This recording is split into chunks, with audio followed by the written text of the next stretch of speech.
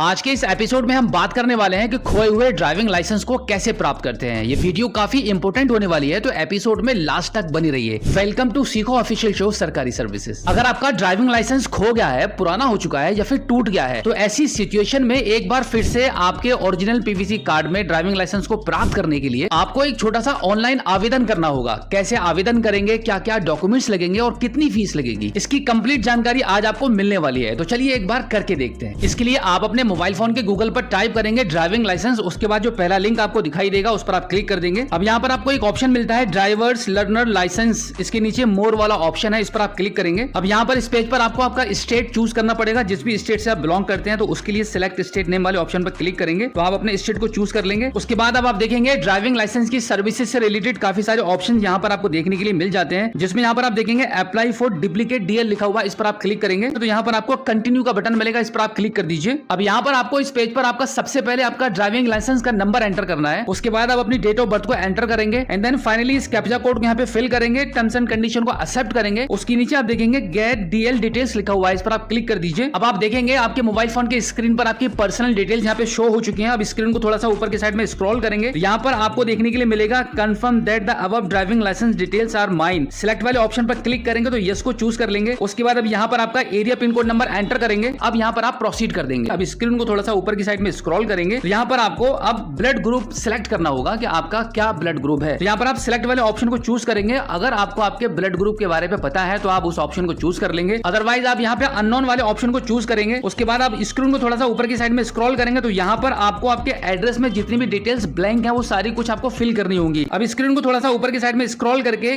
Confirm वाले button पर click कर देंगे। कंफर्म करने के बाद एक छोटा सा पॉपअप आपके मोबाइल फोन के स्क्रीन पर आ जाएगा, जहां पर आपको बताया जा रहा है कि आपके इस एड्रेस पर आपका ड्राइविंग लाइसेंस डिलीवर किया जाएगा। अब इसको आप ओके कर दीजिए। अब इस कैप्चा कोड को यहाँ पे फिल करेंगे एंड देन जनरेट ओटीपी वाले ऑप्शन पर आप क्लिक करेंगे। अब आपके रजिस्टर्ड मोबाइल नंबर पर परिवहन सेवा की तरफ से एक ओटीपी चला गया है। उस ओटीपी को यहाँ पे एंटर करके इस कैप्चा कोड को फिल करेंगे और फाइनली सबमिट ओटीपी वाले ऑप्शन पर क्लिक कर देंगे। ओटीपी सबमिट करने के बाद अब आप देखेंगे आपके मोबाइल फोन की स्क्रीन पर ड्राइविंग लाइसेंस से रिलेटेड कुछ सर्विसेज आपको शो हो रही हैं। उनमें से आपको सबसे लास्ट में दूसरे ऑप्शन पर आपको मिलेगा इशू ऑफ डुप्लीकेट डीएल। तो इस वाले ऑप्शन को यहाँ पे आप चूज करेंगे। उसके बाद आप प्रोसीड वाले ऑप्शन पर क्लिक करके आगे बढ़ेंगे। अब यहाँ पर आप देखेंगे डुप्लीकेट डीएल को लेने का रीजन आपको यहाँ पे क्लियर करना पड़ेगा। तो सिलेक्ट वाले ऑप्शन पर क्लिक करेंगे तो आपको 3 ऑप्शन मिलते हैं, जिसमें से आपको सबसे लास्ट वाले ऑप्शन को यहाँ पे चूज कर लेना होगा। अब आप देखेंगे इसके आगे एक और छोटा सा बॉक्स बनकर आ चुका है, जिसमें लिखा हुआ है एंटर रीजन मैनुअली। यहाँ पर आपको एक रीजन बताना होगा कि आपका जो ड्राइविंग लाइसेंस जो आप डुप्लीकेट लेना चाहते हैं उसका क्या रीजन है। उसको लिखने के बाद आप कंफर्म कर देंगे। कंफर्म करने के बाद अब आप स्क्रीन को थोड़ा सा ऊपर की साइड में स्क्रॉल करेंगे तो यहाँ पर आपको एक फॉर्म मिलेगा, फॉर्म 1 सेल्फ डिक्लेरेशन के नाम से, इस पर आप क्लिक करेंगे। अब यहाँ पर आपसे कुछ क्वेश्चंस पूछे जाएंगे जिनका आंसर आपको यस और नो में देना होगा। उसके बाद आप नीचे की साइड में देखेंगे यहाँ पर एक छोटा सा बॉक्स बना हुआ है, इस पर आप क्लिक करेंगे और सबमिट करेंगे। इस प्रकार से आपका self declaration form successfully submit करने के बाद यहाँ पे डिक्लेरेशन में आप देखेंगे कुछ बॉक्सेस आपको बने हुए दिखाई देंगे। इन सभी बॉक्सेस पर आपको टिक करना होगा। अब उसके बाद इस कैप्चा कोड को फिल करके फाइनली सबमिट कर देंगे। अब आप देखेंगे सक्सेसफुली आपका एप्लीकेशन यहाँ पे सबमिट हो चुका है। अब आप इसको ओके कर दीजिए। ओके करने के बाद आप नीचे की साइड में देखेंगे आपको नेक्स्ट का बटन मिलेगा। अब आप यहाँ पे नेक्स्ट कर दीजिए। यहाँ पर अब आपको डॉक्यूमेंट्स को अपलोड करना होगा। डॉक्यूमेंट्स वाले ऑप्शन को चूज करेंगे एंड देन प्रोसीड कर देंगे।